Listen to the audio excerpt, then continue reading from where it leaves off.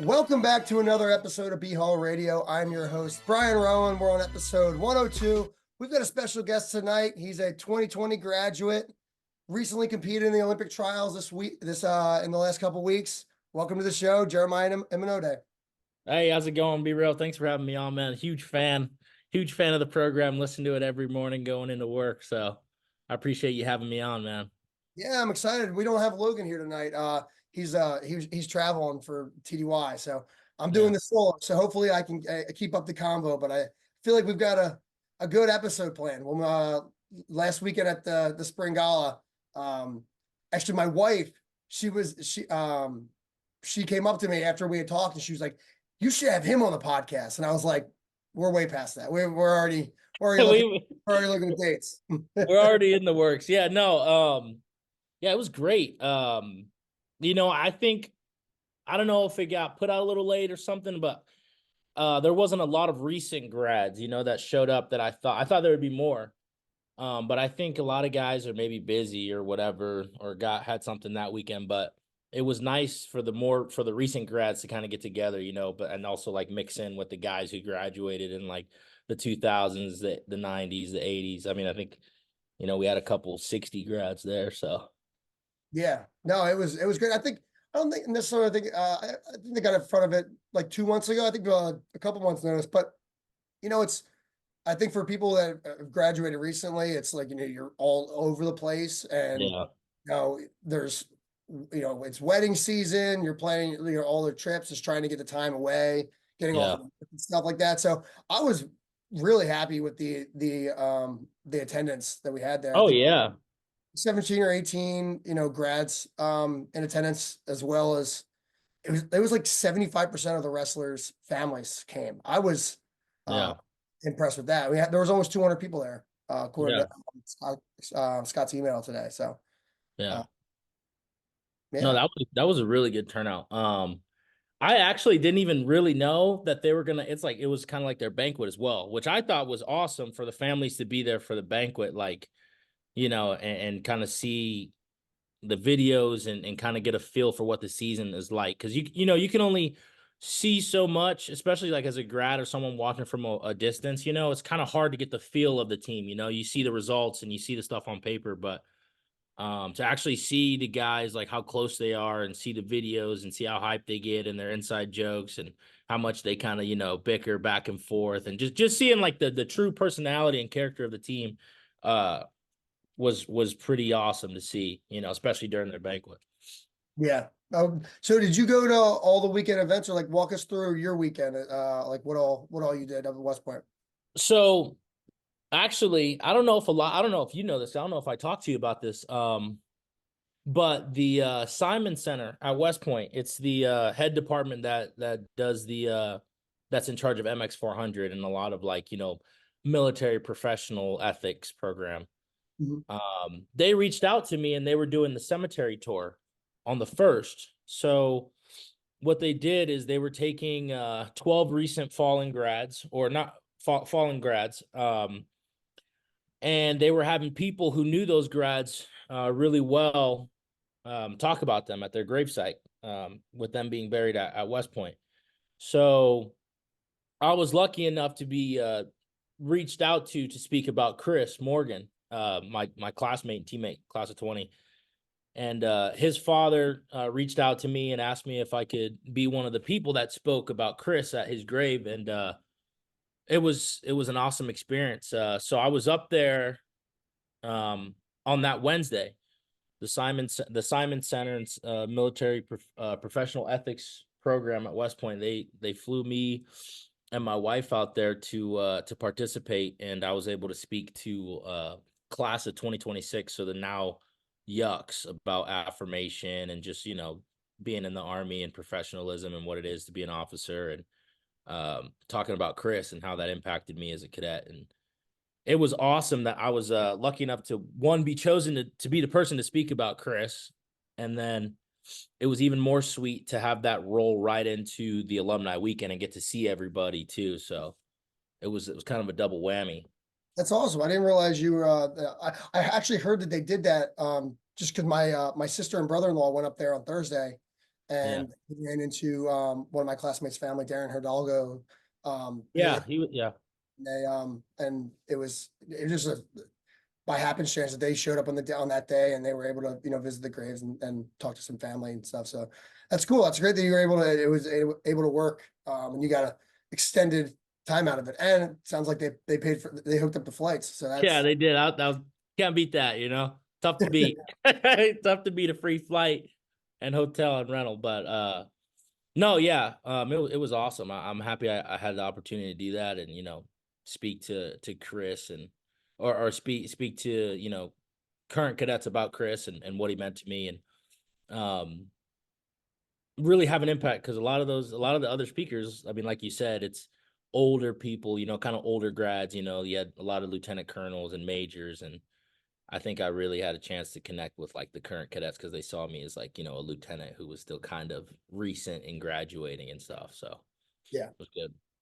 yeah, that's great. I mean, going back to the banquet itself, I was really impressed with the presentation of all that. You mentioned the videos, and that it was like for all the listeners that out there that weren't able to be in attendance, they had like 3 or 4 videos kind of played sporadically, in between different awards, and the coaches all did a really good job preparing for their, how Yeah. presenting the awards.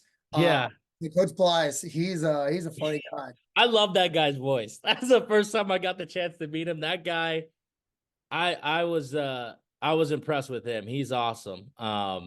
He seems like he's got a lot of energy and he's a great spark plug for the program. So Yeah, my wife, I mean, she's not a wrestling fan at all, but she loved it because she was like looking at all the cadets' parents, when they were like talking about them, and like saw how proud they were, and just like that it's for the team, but a lot of that's for like the families, and I think that yeah. really you know builds the whole, like the brotherhood, the extended brotherhood of Yeah. the family dynamic, Yeah.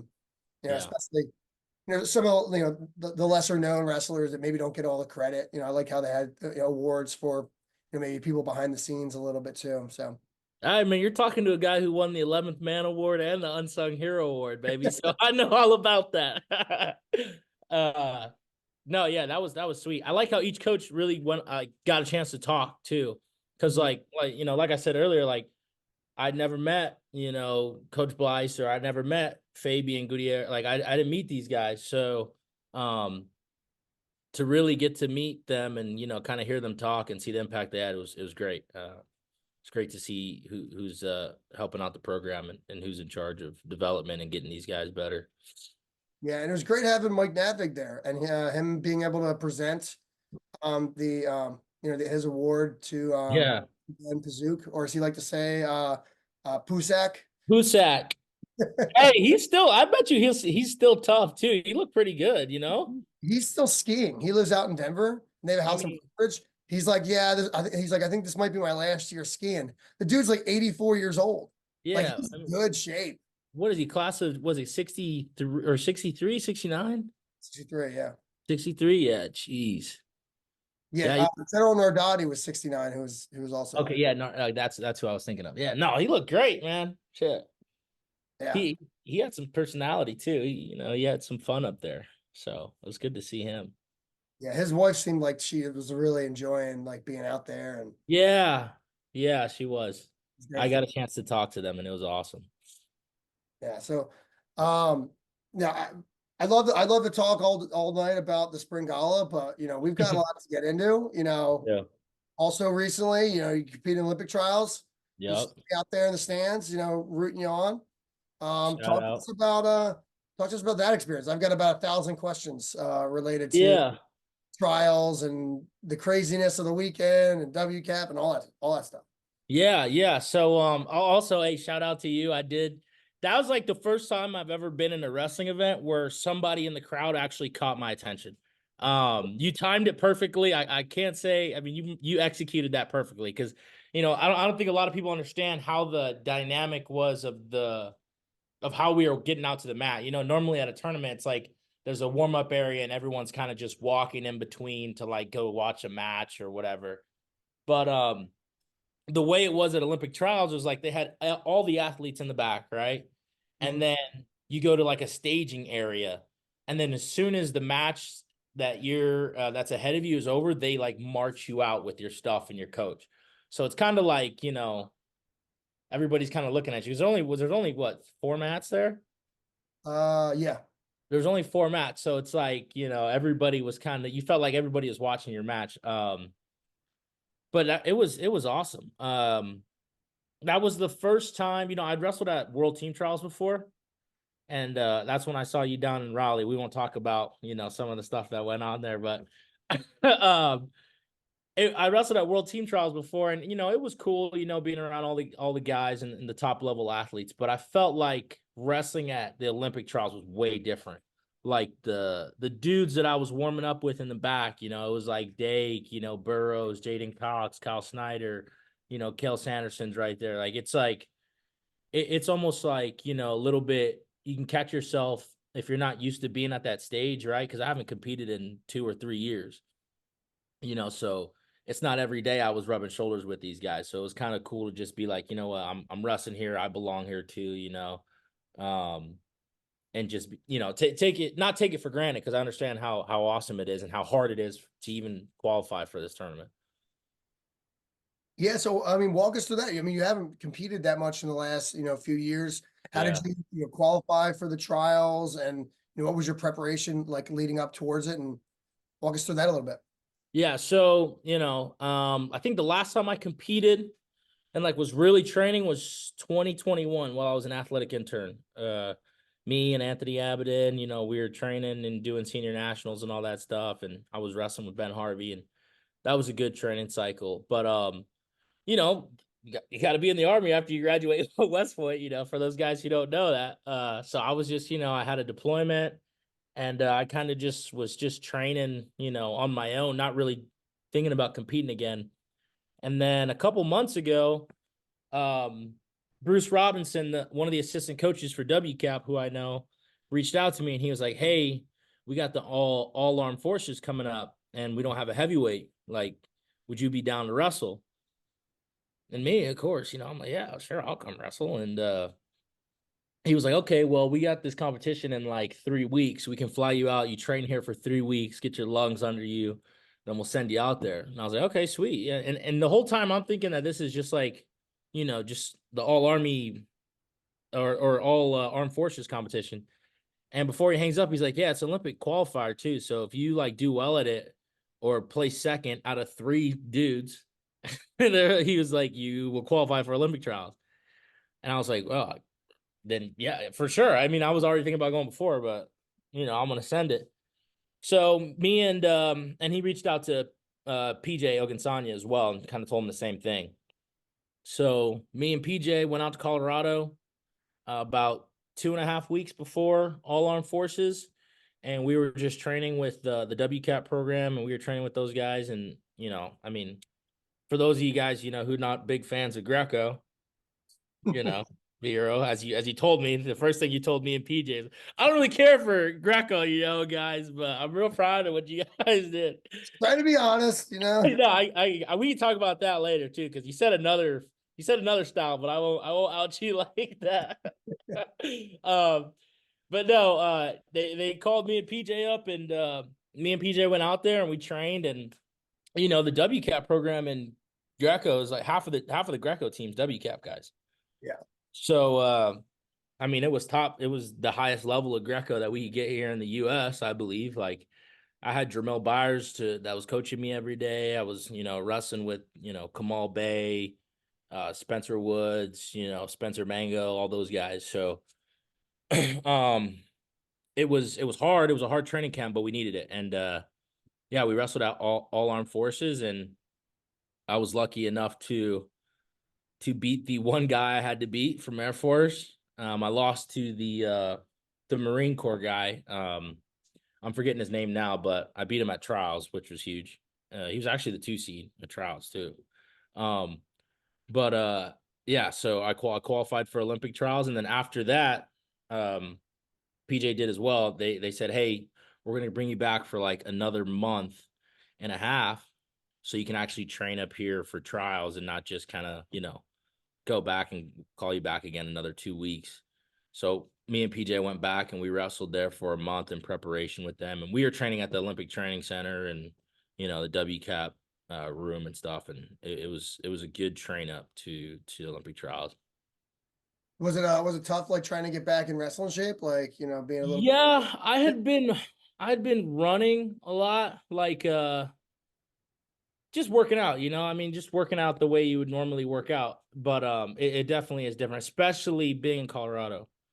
Like that was a shock to my system. I think me and PJ a couple times, like when we first started training there, like we kind of looked at each other like, dude, this is like, what do we sign ourselves up for? Because the WCAP guys, they train hard. They train hard, and it worked. It was all for it was for the best though. It was for the best. I went out there in 2008, right before we did like a little pie ad. There was like a handful of us, and Yeah. and it was right before the Beijing Olympics. Mm. So it was cool because it was like Bill Zadek was out there, and like Henry Cejudo was training. Yeah. I just got like a little surgery on my hand, and so I hadn't wrestled in like a month, and Hmm. so I hadn't been working out at all because of that. And then that not working out for a month balanced with like the altitude. First Yeah. first workout, I'm like partnered with Jared Freyer, and I got embarrassingly tired. Like it was so bad. Like Phil Simpson was there because he was in W. Yeah. He was like, Freyr what? Freyr was on the team that year, no? Yeah, yeah, he was on the team. Yeah. Yeah. I can't imagine what that was like. Freyr, I know he had a front headlock that was. Dude, he's got a gut wrench. Like I'm pretty good at defending gut wrenches. Like it wasn't even like a strength. It was like I was just going over. It was like it was so weird. Yeah. So I watched That's him the get thing. high level guys. Like he's pretty good at gutting like everybody. But when I was watching him at the Olympics later on, I was like, how are people stopping this that weigh 145 pounds? Like this is Yeah. it felt way different than I've ever felt on bottom in freestyle, and I'm also not very good. So Well, I mean, hey, don't sell yourself short, man. You're an army wrestler. Uh no, that's the thing, man, about these guys who train year round freestyle and Greco. It's like, don't get me wrong, wrestling is wrestling, but like it's crazy. Like the IQ they have, the body control. Um, it's just sometimes it feels like a different sport, like yeah. freestyling Greco. It's nuts. So you can't just like peace out from your job. Like what kind of approvals you have to get from your organization? Like what are some of like the behind the scenes things that have to get situated? Because you can't just like, Yeah. hey guys, I'm leaving. I'll see you in a month or two. Yeah. How did that work? Luckily, believe it or not, that's low key kind of how it was for me. Just because I have great rapport with, my chain of command. Like they know I wrestled in college, and I'm always in charge of like doing all the physical stuff for my battalion. So I explained to them, it was a conversation where I was like, hey, this is important to me. Like, I get the opportunity to do this, it's kind of a once in a lifetime type thing. And I really got no pushback at all. They were very supportive. They asked me if I needed anything, they let me have my time, and I told them what I was going to go do. And it was kind of just like, hey, like, good luck, we're proud of you. Let us know how everything goes. And, so initially it was just a conversation with my battalion commander, and he was all for it. He was very supportive, and I think all these guys in the army, combatives and UFC and all that stuff's getting pretty big, so everyone's kind of a big fan of, if you can, like, some form of combatives. I think is growing a lot in the army. And they were there was never a point where I was worried about not being able to go, and I think it was the same for PJ as well. Mhm. PJ said that his battalion was reaching out because actually PJ's the ADA officer, right? So he got like emailed by like the general of ADA, like hey man, really proud of you. You're putting on for our guys. Like, Really? do you need gear to wear to get guys, in ADA? And they sent him like a bunch of workout clothes that like had ADA on them so he could like rep it at the trials.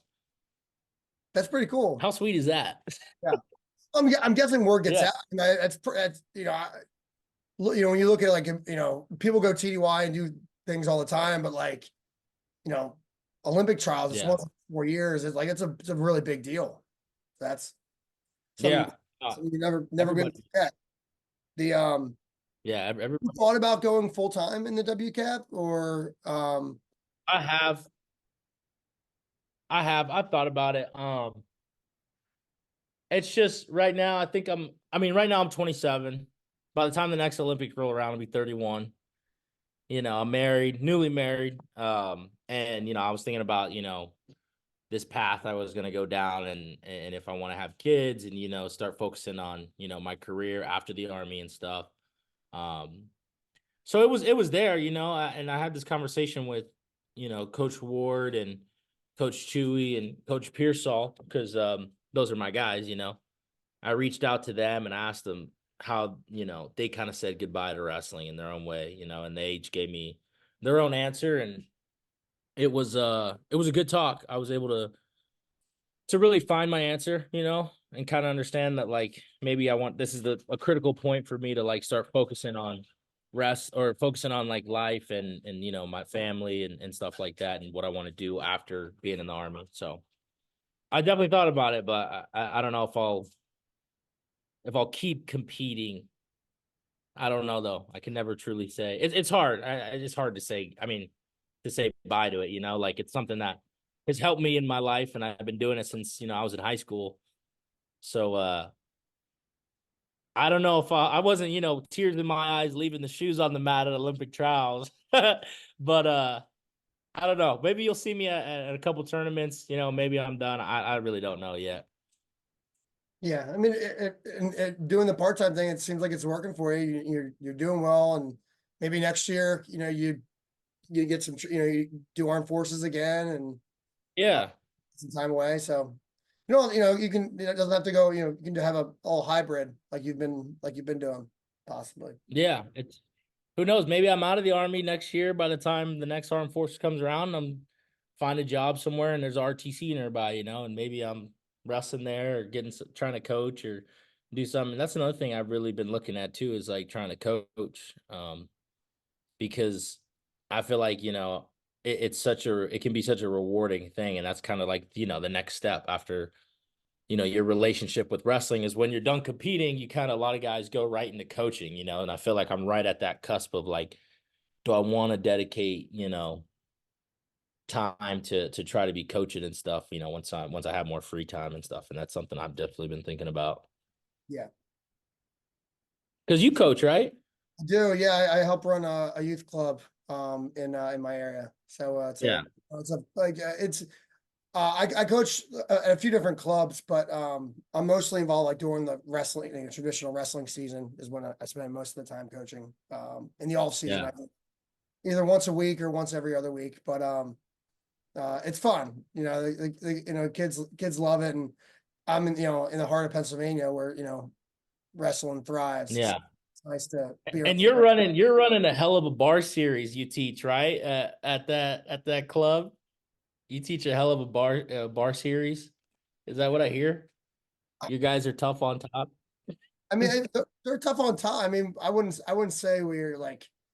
I'd say we're more of like a cradle program than an armbar program. Suicide cradles. Uh, but we got some pretty tough kids. We had 5 kids between the two high schools placed at the state tournament this year.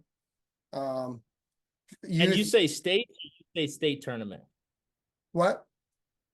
Is it states or state It's for states. you? I mean, it should be So for. there's multiple states. I don't know if we want to go down that rabbit hole. Okay.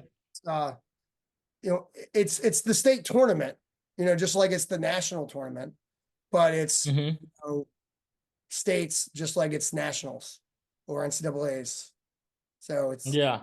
And I'm only teasing because I know that's a huge thing for a lot of guys. in Arizona, like it's not a big thing. Everyone just says state tournament. But again, Arizona is, not a PA or an Ohio. So It's highly contested in Pennsylvania and Ohio because Ohio refers to it as state. Because yeah. they're just rednecks, I guess.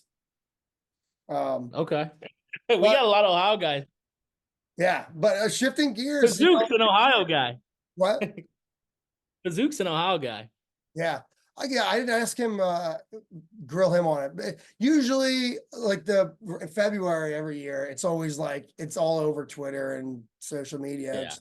That's Pat Minio actually he has like a really good like thread that he puts out every year. Or he's done it like probably the last 2 years about why it's like why it's states and not state. And you literally there's no comeback for it. Like he defines it perfectly. I got to check that out. Yeah, I'll send you it. There's no coming back from it. Yeah. But let's rewind the clocks a little bit and talk about your journey to West Point and Yeah. all that. So I mean, I think some of our listeners, most of our listeners probably know, you have an older brother that wrestled at West Point. We Yes, tried sir. to have him on. We tried to have him on. I want to say it was like 18 months ago, and the timing just didn't work out, and they kind of fell through the cracks. And He can be a hard guy to get a hold of, believe it or not, even for his own little brother. He can be a hard guy to get a hold of. But no, she definitely should have been on. And I'm sure it was 100% not your fault that he didn't get on the show. But yeah, the journey to West Point. I mean, Samson, he started wrestling his freshman year of high school. And I was just, little brother. I was gonna do whatever my big brother did, So he started wrestling. I kind of didn't understand it. I was a basketball guy, kind of. I was on an AAU travel team. I was very, very much into basketball and football. And he started wrestling. He started taking it very seriously because, I mean, he was 112 pounds, so he couldn't really take any other sport that seriously. Uh, so he started taking it serious. I started coming to practices, maybe like 7th grade, 8th grade. But again, it was like just something I was kind of just playing with. I didn't do a full season or anything. I would just show up. And then his junior year, he was ranked #1 in the state, and he kind of was dedicating a lot of time going to Fargo, doing everything he could to get better. And I saw that, he was really dedicating himself to the sport. So coming into freshman year of high school, I figured, all right, might as well do the same thing he did, right? Because he's my older brother. Just kind of toss every other sport out the window and just try to focus strictly on wrestling. And luckily, we grew up with Garrett Ryan, who wrestled at Columbia. He's an EIWA champ, very tough guy. And we wrestled at his high school with him. And we had a great program there. We had a coach who had wrestled in college, wrestled at Hofstra under Tom Ryan when Tom Ryan was at Hofstra, and someone who really understood the sport. And it was just what we needed. He pushed us. We were training hard, like pretty much year round. I was doing all the Fargo stuff. I was never really taking any time off. And once I saw Samson win his state title in high school, I was like, all right, I want to be a state champ too. Seeing your older brother win a state title, it's pretty sweet. Especially seeing how hard he worked for it. Did he win You as said what? Did he win as a junior? No, so he was actually the #1 seed, undefeated as a junior, and just had a bad tournament and didn't place his junior year. Wow. Yeah. And that actually, I mean, if you ask him now, he's gonna say that's probably one of the best things that ever happened to him, because the work that, that's I think only a wrestler would really understand, like the pain that you could go through in wrestling, like whether it be physical or emotionally. I saw him kind of transform the summer going into his senior year. Mhm. Like he did a complete 180, like everything. Like he was training hard before, right? But watching him like go on his vision quest his senior year was something that fueled me too, as a freshman, because I was like, man, this guy's he's not taking no for an answer. He was like, yeah, I got to wrestle in college, and in order to do that, I have to win a state title this year, and go to Virginia Beach and do all the hard stuff that all the high school guys that are getting recruited are doing now. So So it sounds like you followed him all along the way. Did he post to Fort Riley as well? no, so he was for Irwin. He was at NTC. I was gonna say, well, you had to go wherever he was going, Yeah, no. Now it's more of a metaphorical, kind of I know. expression. It's not so much not so much physical, but or literal. But no, yeah, he won his state title in high school and then he committed to West Point. And I was like, dude, what the heck is West Point? Like, what are you talking about? Like, I don't even know what that is. First, I was really confused because it was called West Point, but it was in New York. That's like the biggest thing I remember about like him telling me he wanted to go to West Point. And I was like, well, is that like in California or something? Like surely it has to be the most western point of the United States, right? And that was like my introduction to West Point. And I didn't know what it was. And he was like, no, dude, it's like Army. I was like, oh, dude, you're gonna join the Army? Like, that's crazy. And he went to the prep school and, I went and visited him and I was like, oh, this is pretty sweet, actually. It's a good deal. Free. Can't beat that. Wrestling in Central Phoenix, you can't beat free college. So it wasn't until my junior year that I was kind of like really considering like, okay, maybe I should probably go to West Point too if my brother's there and it's, obviously I learned more about it as he was a cadet there, like I learned about how, good of a school it actually was. And once I got to really learning like, the ins and outs of it, I was like, okay, I could probably do this too. And I think it was Coach Ward's first year there, my junior year. Do the timing in my head of like, okay, your brother was 17, so if you were a junior in high school, I was trying to do the math because that Yeah, was so Evan's time. so Coach Ward got there. I want to say his first year was Samson's sophomore or junior year. 2014, it was when Kevin got to Oh West. yeah, then that was my junior year because I remember going up there to for my recruiting visit and my recruiting trip, and Coach Ward had just won the Coach K award. And I was telling him that this past weekend. He said, yeah, it's the only time I ever won that award. He won it his first year and he never got it again. I said, all right, you're good, man. You don't need it again. But I always like to say that my class of 15 in high school, was Coach Ward's first recruiting class. I don't know what he likes to say, but we had some hammers in that group. Who You all was in know, the class? me, Ben Harvey, Cale McCormick, um, Chris Morgan, obviously hammer. Um, it was Nigel Ruiz. We had Luke Hodgson, Noah Hanow, Noah Stewart. These are Trey Shalafu, NCAA qualifiers. Yeah. Hammers. 2020 was a great group. I'm biased, but you can ask the coaches too. So when did you how many times had you been up to West Point while your brother was there before you came, before you decided that was your future? Twice. Once when he was at the prep school, there was a family weekend, and we went up there to see him. And again, when I went up there, I really still didn't understand what West Point was. Like I was like, oh, like you're in the military, but you're wrestling. Like, I really didn't get what it was. That's when I was a sophomore. And then the next year, I was after my junior season, the summer going in, I want to say this the summer going into my, actually no, it might have been before summer. Either way, my junior year, I went up there for my official recruiting trip. And I kind of decided then, I was like, yeah, this is a pretty sweet gig. I think I want to do this. Because there was other schools that I was looking at, but none of them really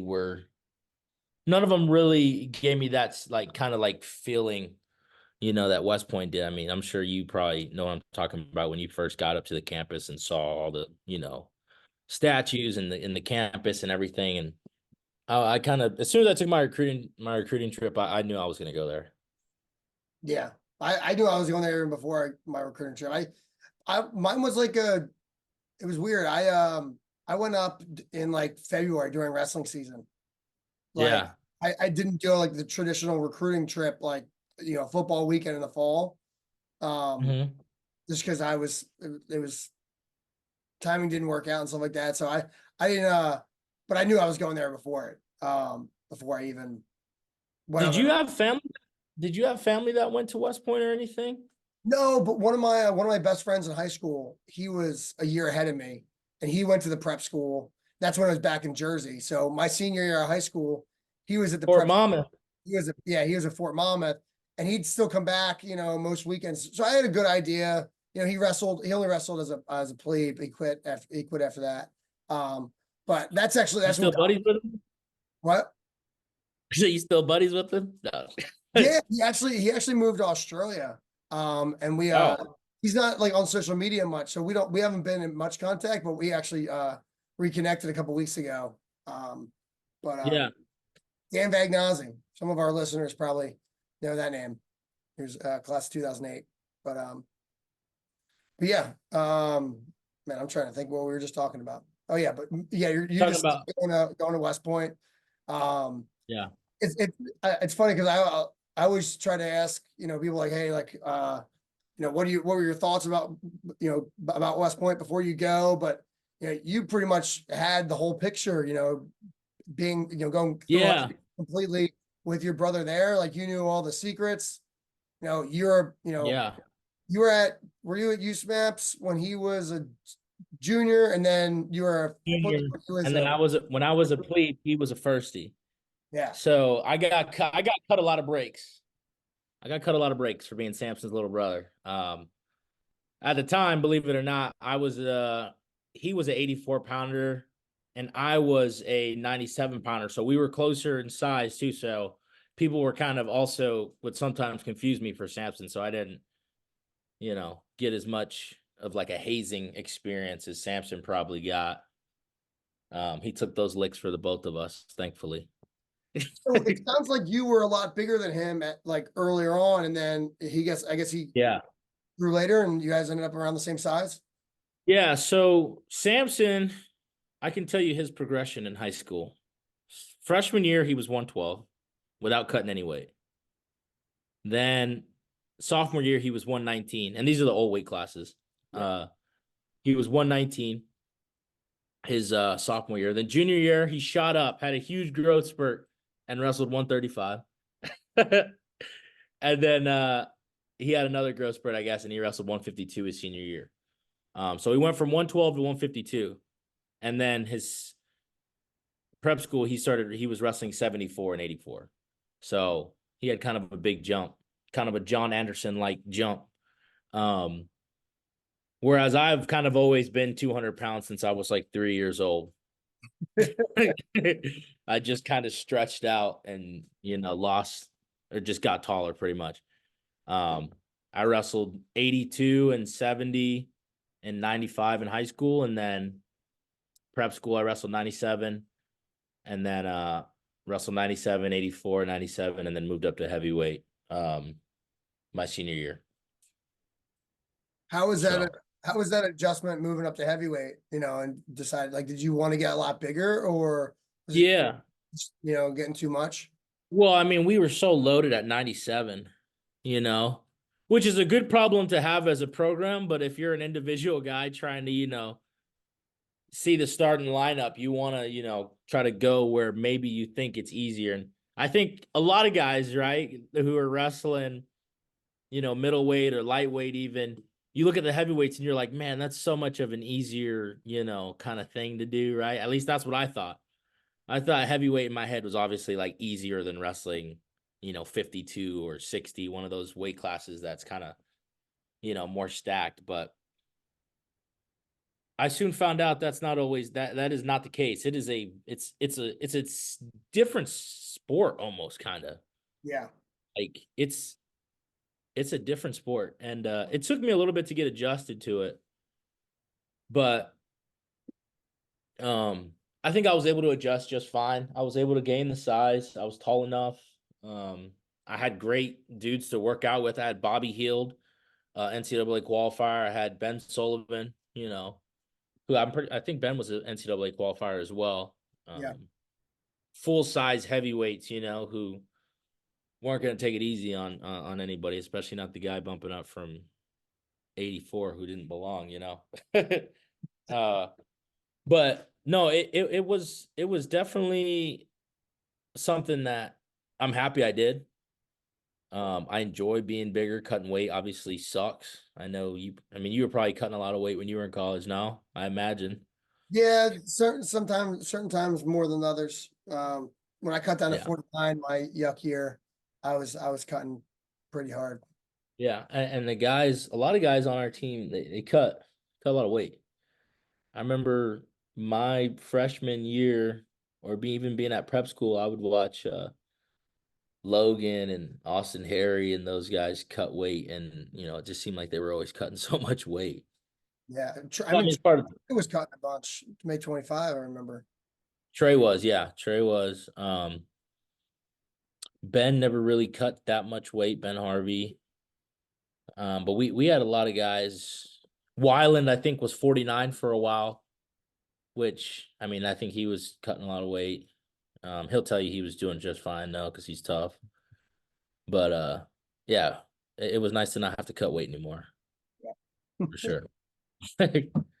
So, this is I don't even know. I don't know the answer to this question. I'm a fan, but the Army Wrestling Millionaires, we gotta, Yes. you know, it surfaced. Like I don't know if it was your brother was heavily involved in it, or all I saw being tagged a bunch, and then there was clothing, and then there was an Instagram page. Let's talk Army Yeah. Wrestling Millionaires, because I feel like a lot of people don't know the background of it. That. A lot of people don't know the background. And truth is, Samson was the one who came up with it. He's the creator of it, right? And I remember I was letting it ride. It was getting a lot of momentum. I was like, oh yeah, Army Wrestling Millionaires. Yeah, I'm all about it. And then one day I looked at him, I was like, Samson, what is that? Like, what does that actually mean? Where'd you get that from? And he commenced on like a 20-minute kind of rant. And from what I gathered from it was that it was more so like this, kind of like the same idea as chasing greatness, right? Chasing greatness is our motto that we have on our wall. And it was kind of his version of chasing greatness, seeing like the Army wrestlers who had wrestled there before. You guys had BHAW. You guys had a legacy, that you guys passed on to the younger guys. I got BHAW tattooed on me. A lot of guys do on the team. And Samson wanted to create something that, would be passed down. Guys on the team now are calling themselves Army Wrestling Millionaires. It's a huge thing. I think we even had shirts made. I think Coach Ward and the coaching staff made some. He was wearing a shirt on an Army Wrestling Millionaire shirt on Sunday morning when I left his house. Yeah, yeah. So I think it's just kind of Samson's ode to a legacy, and to the tough sons of guns that came before and is gonna be there after. We're gone through the program, so it's really just a lifestyle, man. Being a millionaire it's a goal. It's a constant chase. It's chasing greatness. It's like the Gen Z chasing greatness, or B-Hall. There we go. I'm glad we got to the bottom of that. Yeah. Man, I feel like we could probably spend another hour talking about this next topic, but Here we your go. senior year, COVID, man, and not just that, because it impacted your senior year at West Point, but you dealt with Yeah. COVID, all as a lieutenant in the Army. 2 So years almost. we've got about 100 questions related to that, but walk us through I guess that timeline of finding out. We talked about it when it happened. Yeah. Uh, having people on the show, around them, but it's been a couple of years. I really feel like since we talked that much about it. So, how did, how'd you find out about it? How did it, start to affect you guys on the team right away? Well, I think it happened we started hearing about it in December, January, right? That there was some virus going around. And I mean, if you remember it the way I do, I don't really feel like it was something that people were all too concerned about at the beginning of it. No, They kind of thought it was just like I think we had like swine flu or something like that before, where no one was really going crazy. It was on the news, but it wasn't anything crazy. Um, and also, that's like championship season for wrestling. That's like the crux of wrestling season is you got the national tournament and EIWA's coming up in February or late January or February, March. That's like NCAA. So in my head, I was just trying to do the best I could to get the guys ready, help out, have everybody who's wrestling or who's starting or who's ever gonna represent Army. Like I was just like they're wrestling hard. It was my last year. We beat Navy all 4 years. It was like I was like, all right, so we're gonna get all Americans this year. Like I'm looking forward to it. And it was just always like in the background, it was like, oh, this is kind of getting bigger and bigger and bigger. And we had the EIWA tournament, I think we did have the EIWA tournament that year. yeah, And we qualified quite a few guys. And it lined up so our spring break for West Point, everybody went home, but the wrestling team, I think the basketball team had their conference tournament, and whoever else is in that season was still at West Point. But we were training, and then we heard that they canceled March Madness, the basketball tournament. And as soon as I heard that they canceled March Madness, I was like, well, if they cancel the basketball tournament, I mean, there's no shot they're gonna let us wrestle. yeah, But it had no word had officially come out yet, right? So we're still training, we're still going to practice. Like these guys are getting ready to leave. And after a hard practice, I think Coach Ward got the notification and he pulled us in and kind of sat us all down, especially the guys who were seniors, Kale McCormick, Trey Shalafu, Ben Harvey, Luke Weiland, these guys who were seniors and this was their last shot. And he let us know that the tournament was getting canceled and that we all needed to go home immediately. So that was like that was like one of the weirdest feelings, because we just had a hard practice where like everyone's mind was so focused on we're about to send these guys to a tournament. Like everybody's doing whatever they can. Like if we had injured guys, like making sure dudes are have water and stuff. Like everything, every bit of effort that everybody has is put into these guys who qualified for the national tournament. And we were all on the same page. It was a great mindset and it was a hard practice. And then 2 seconds later, it's like, what do we do with all that? That we just like, what did we just had a hard, good practice. Like, is that like, damn, that was just for nothing. Like we just been training and it was hard for those guys, like Ben Harvey was a round of 12 guy the 2 years before that. And I mean, I would have put I would sell my house right now and put all my money that Ben Harvey was gonna All-American that year. Same with, Trey and Kale, and it was nuts to see those guys, what can you say to a guy, that's a senior, that's his last shot, he's at West Point, he doesn't have a COVID year like all these guys are getting. He doesn't have a post grad year. Like, what do you say to those guys that you just watch all their dreams come, like their whole lives come to an end? it's kind of nuts. The you know, when COVID all happened, that's kind of what sparked this podcast. Having all the free time, not being able to really Yeah, leave and nothing to do. yeah, Jordan and I, we're talking, and that's what got us started with it. And my sister was, brother-in-law were living at West Point, so I came up a bunch. Was able to, I think even for your graduation, I didn't go to the graduation, but I was up there for it. Um, yeah, Spoke at it, or he was there. I can't remember all the details, but yeah. That must have Yeah, been pretty. yeah. Trump was a speaker. Trump was a speaker there, and I was actually talking to Chris Morgan's father this past weekend. He was the only parent that was there for our graduation for class of Oh, yeah. 20.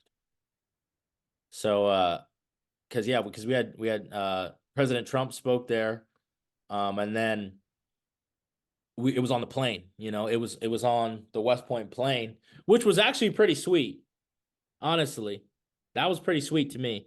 Um, but yeah, my family couldn't come see me grad. No one's family could come see them graduate. It was like we were all spaced apart, wearing masks, and we had still commissioned, because we kept getting extended, right? When we got released for spring break, they wanted us back, in May or in April, but it kept getting pushed back and places were getting locked down. So we actually commissioned over teams. So like everybody's standing there, right hand, looking at their screens, getting commissioned. So when we came back to do our graduation, we were all set. We were all already second lieutenants. So it was kind of interesting to see everybody, wearing second lieutenant rank, who, when the last time you saw them, they were, at the first tee throwing up all over themselves. So it was kind of cool, everybody coming back being like, oh, we're actually officers now. And then kind of still getting treated like a cadet was kind of delayed gratification. But yeah, we came back and we were second lieutenants, and then we were really only back to do the ceremony because I think it was like a big thing that West Point wanted to still, let us have our graduation, which I'm glad that they did let us, have something, you know. Where did you guys wear your army uniform for graduation? Because No, that's what did you wear your full dress? we we wore our full dress, or full dress over with white pants, and what you normally wear for graduation. Okay. Um, so I think they tried to make it as normal as they could, right? Like they tried to make it as normal as they could. Um, but I'm glad that we did it. I mean, it was good to see all my buddies and stuff, like, that I'm not on the wrestling team with. It was good to see them before we all went our separate ways. So I'm happy we did a graduation. How did COVID impact, like, so like walk the next 12 months?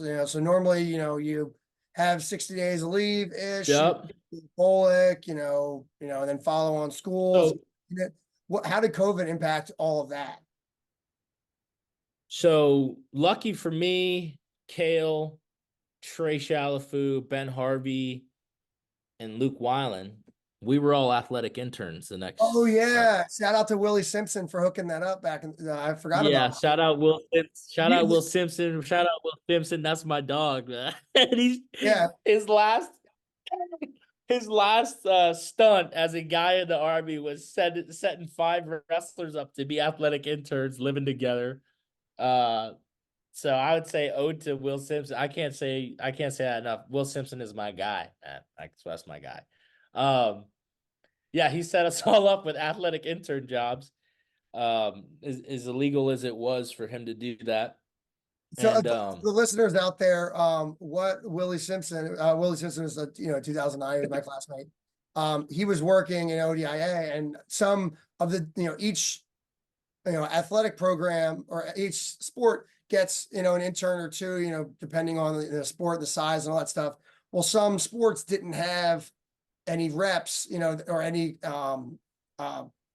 cadets that were, that wanted to step up as AIs. So he, took it upon himself to give those slots to wrestlers that wanted to. So, you'd be an AI, what sport were you an AI for technically? so I was an AI for football, and then I moved over to kind of helping out, kind of being Will Simpson's kind of assistant with like handling, ODIA stuff. But it was a full semester, so it was like full 6 months as a second lieutenant working at West Point, with 4 of my best friends that I just graduated with, and it was an awesome semester. It was an awesome semester, and I got to do a lot of wrestling. Still, I was that's when I was kind of really competing, because it was like I just did my job, and I was already at West Point, and I didn't have to worry about like homework and stuff. So Mhm. I was like fully into training. I was wrestling at, senior nationals, the US Open, and um yeah, that was an awesome semester. So did Also, the COVID impacts? So when you had to start bowl, like, was there yeah, any trickle down, like, uh, yeah. delay, going to bowl Oh again? yeah. Yeah, so all the bullet classes were like super backed up and packed, right? Because I know um our ROTC guys that graduate, they don't start getting paid until they actually check in at Bullock and start Bullock. So there was like a huge issue with all these guys not getting paid, and at Benning it was just overflowing with second lieutenants who had nowhere to go. The housing was all messed up. It was actually pretty wild.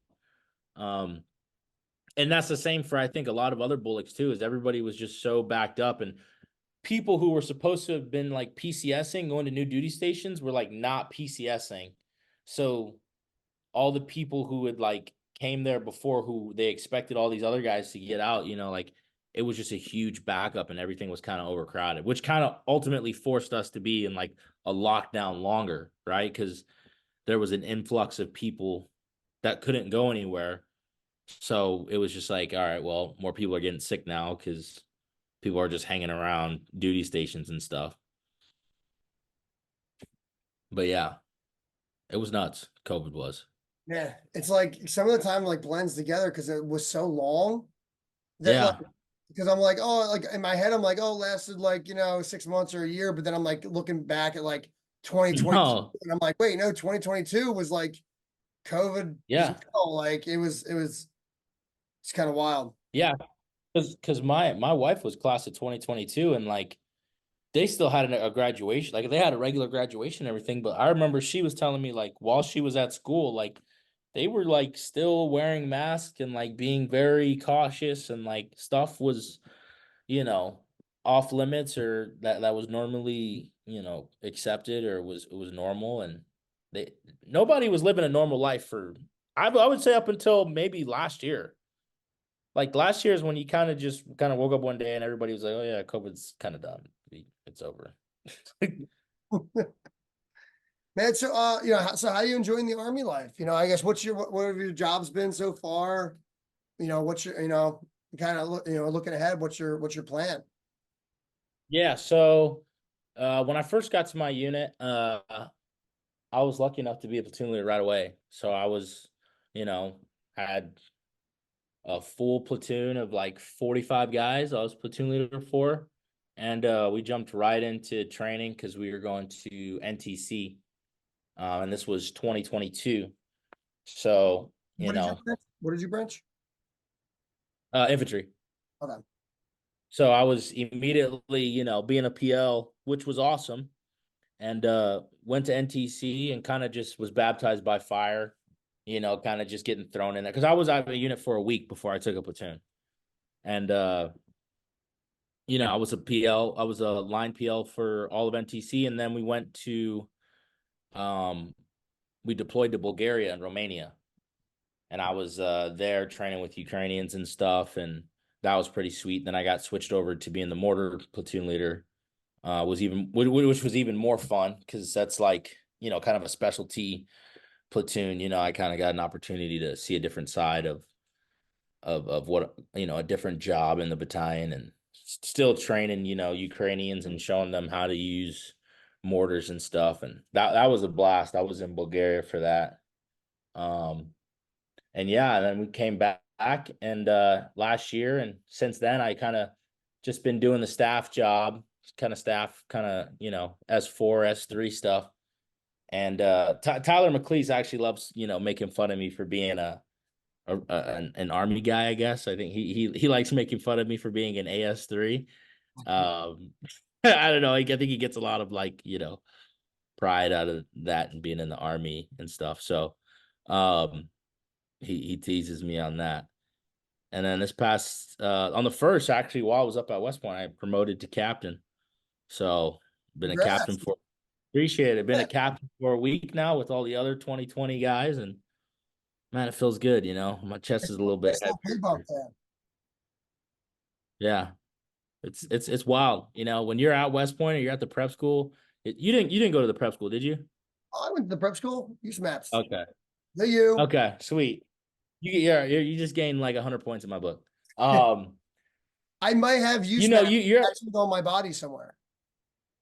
really Yes. well. We'll wait for you not to be recording to see that, but yeah, no. When you're a prep star, you don't really ever see like I never being a captain was like mind boggling to me. Like I Yeah. was like, man, I have so long to go, and like feels like it was just yesterday we were messing around up there at the prep school, and now I'm a captain. I got a year left in the army, and then back to reality, back to the real world. Dude, it's only going to keep going faster and faster. I was this is like a year ago. I was coaching wrestling, and one of the high schoolers who graduated, the year before, he was at the Navy prep school, and he was coming back to work out, and I was like, oh, I went to West Point prep school, and he was like, oh, he's like, when were you there? I was like, oh, 2004, and he was like, oh, I was born that year. Like Ooh, it was like ooh, he gave me a look like, man, you are old, and I was like, oh man. oh, yeah. No, I mean 2004. I mean, I'm not trying to, but that is you got some years on you, my boy. But no, I feel the same way when people are like, "Oh yeah, 2012 was 12 years ago." Yeah, That was like, I was like, that doesn't what 2012. That was, I guess we're just, I have my 15-year it's reunion coming up this fall. for West Point. Yeah. Gosh, are you gonna go? Oh yeah, big time. Yeah, yeah. I only No, live that's. I live less than 2 hours from West Point, so it's very convenient. Oh, really? Yeah. Oh, yeah. You say you're in PA, right? Yeah, I live right on the PA Jersey border. So But you were down in North Carolina, no? yeah, I was down in North Carolina until about 3 years ago. Okay.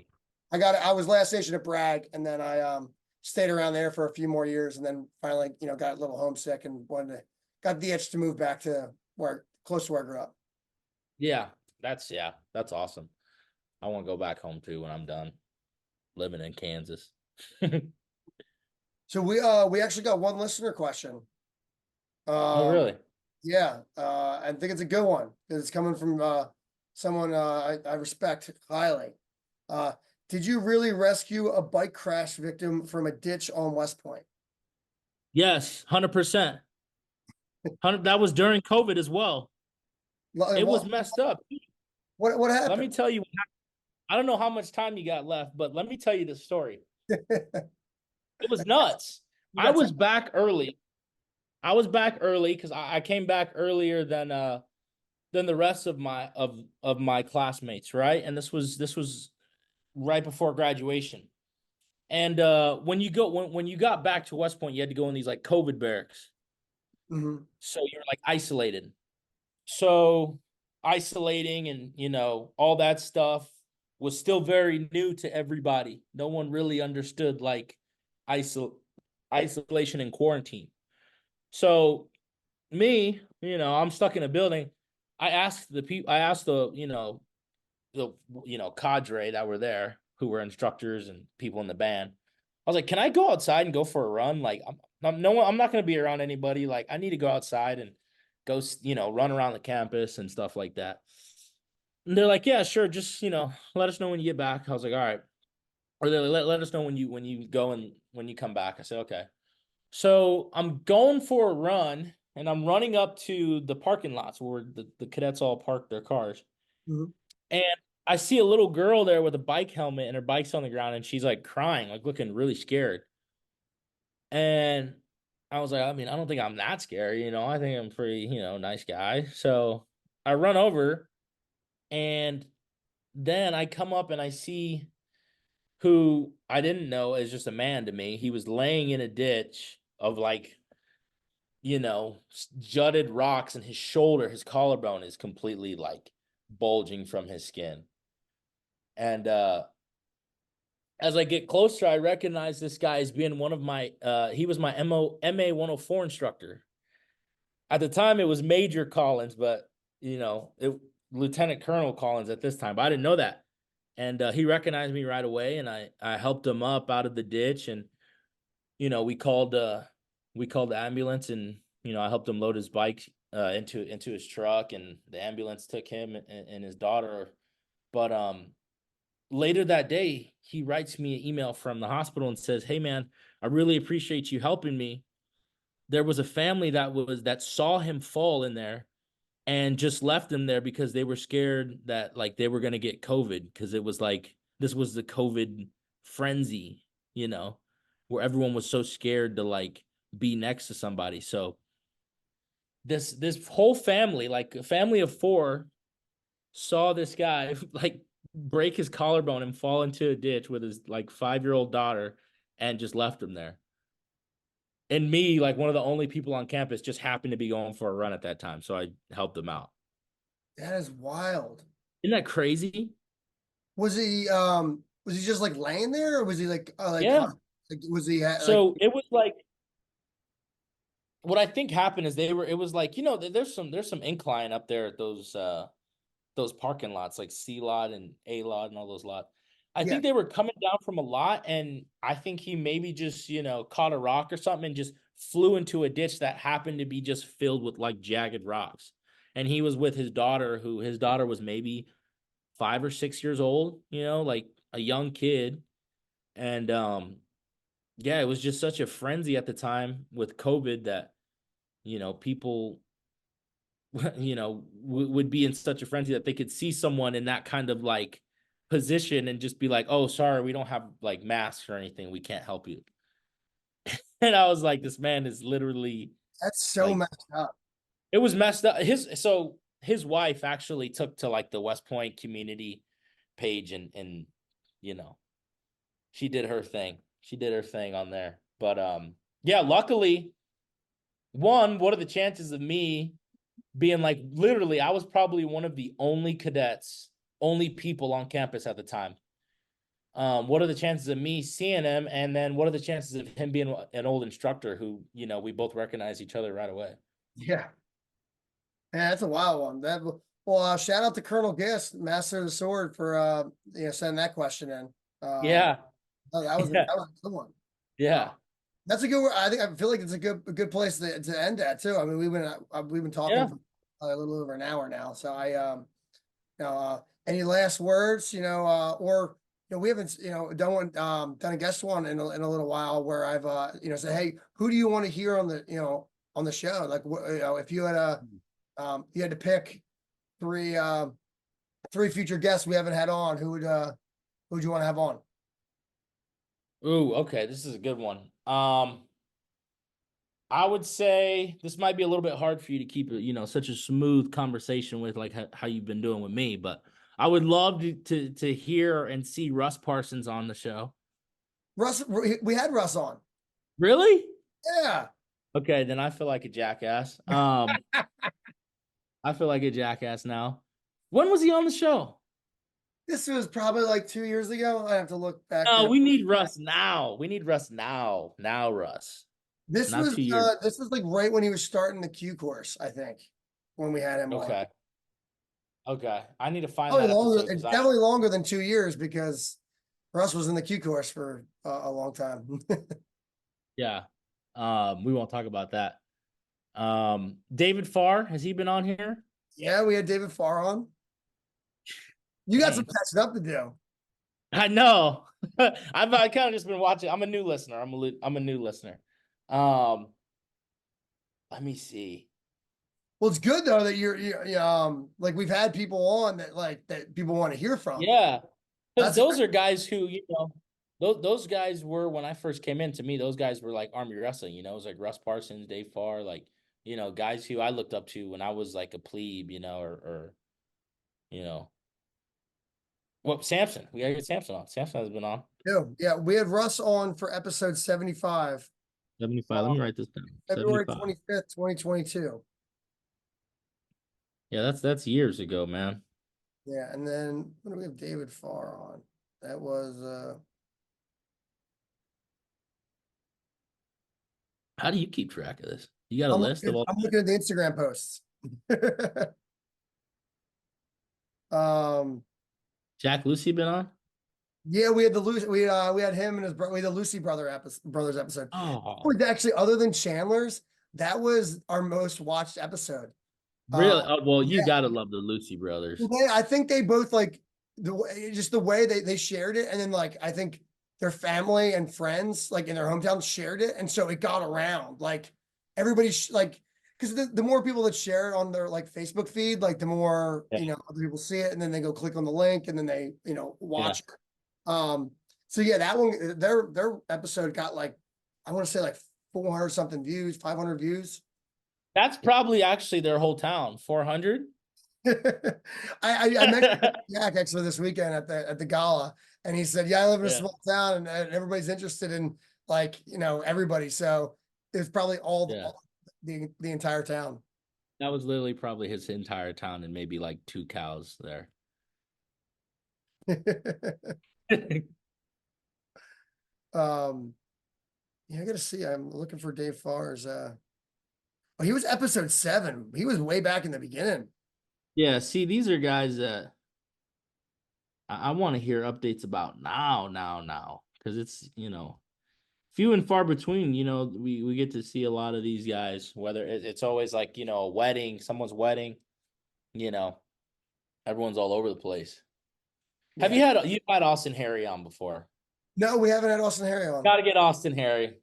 All right, there we go. Austin Harry and Samson. There we go. You got to come with one more. Let's see. Ooh. Have you had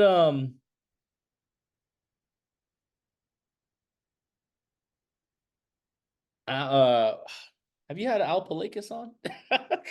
No. Do you think he would get on, or no? You think he's not really about that? I don't know. All right. Hard to think of a third. I'll let you think about it, and we'll. I'll shoot you a text. Yeah. Well, Big Jerm, appreciate you hopping on, listeners. I appreciate you tuning in and supporting everything. Be sure to give us a 5-star rating and comment and message us on what you thought on the episode. Thanks for coming on, Big Jerm. Hey, thanks for having me. Thanks for tuning in to the BHAW Radio Show. If you like what you heard, be sure to subscribe and leave us a 5-star rating on your favorite podcast platform. If there's something you'd like to hear on a future show, reach out to us on any of our social media, Instagram, Facebook, or Twitter. Or you can reach us at email, bhaw.radio@gmail.com. We'd love to hear your thoughts, and as always, go Army, be Navy.